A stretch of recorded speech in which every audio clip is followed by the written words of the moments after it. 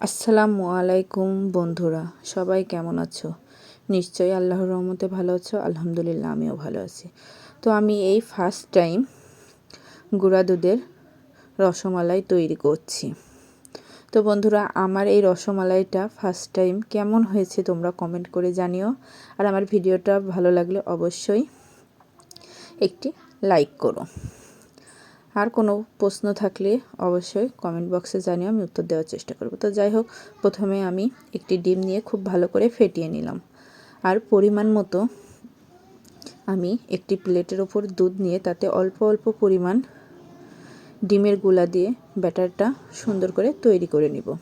তো আমি একটু নরমই হবে ব্যাটার, 5-10 মিনিট পর এটা রেখে দিলে আপনি এঁটে যাবে। তো আমার 5-10 মিনিট পর ফিরে আসলাম। এরপর আমি হাতে একটু ঘি লাগিয়ে ঘিতে বল বল মানে গোল আকারে শেপ দিয়ে নেব। তোমরা চাইলে লম্বা শেপও দিতে পারো। তো আমি যেহেতু রসমালাই তৈরি করব তাই আমি গোল শেপে দিচ্ছি।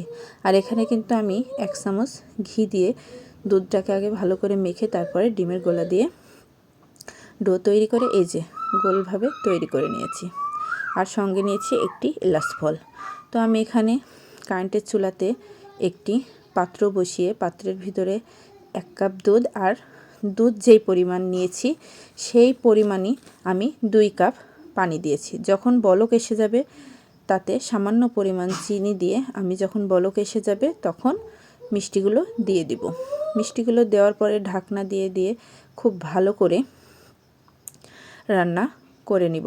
এর ভিতরে কিন্তু ঢাকনা দিয়ে করতে হবে যাতে সম্পূর্ণ পরিমাণে মিষ্টিটা ফোলে। তো আমি আরও ডিটেলসে মিষ্টিটা কেমন হলো সেই ডিটেলস দেখার জন্য আমার চ্যানেলে অবশ্যই চোখ রাখবে। আমি আরও ভিডিও আপলোড করব। তো এটা আমি কিন্তু জামাই আদরের জন্য রেসিপি তৈরি করেছিলাম। তো জামাই আদরের রেসিপিগুলো আরও কী কী রান্না করেছি তোমাদের সঙ্গে শেয়ার করব। তো বন্ধুরা, আমার মিষ্টিটা কেমন হয়েছে তোমরা অবশ্যই জানিও। যখন ঘন হয়ে মিষ্টিটা হয়ে আসবে তখন আমি করে রাখা মালাইটা দিয়ে একটু ঢাকনা দিয়ে সারা রাত রেখে দেবো। আজকে এই পর্যন্ত। আল্লাহ হাফেজ।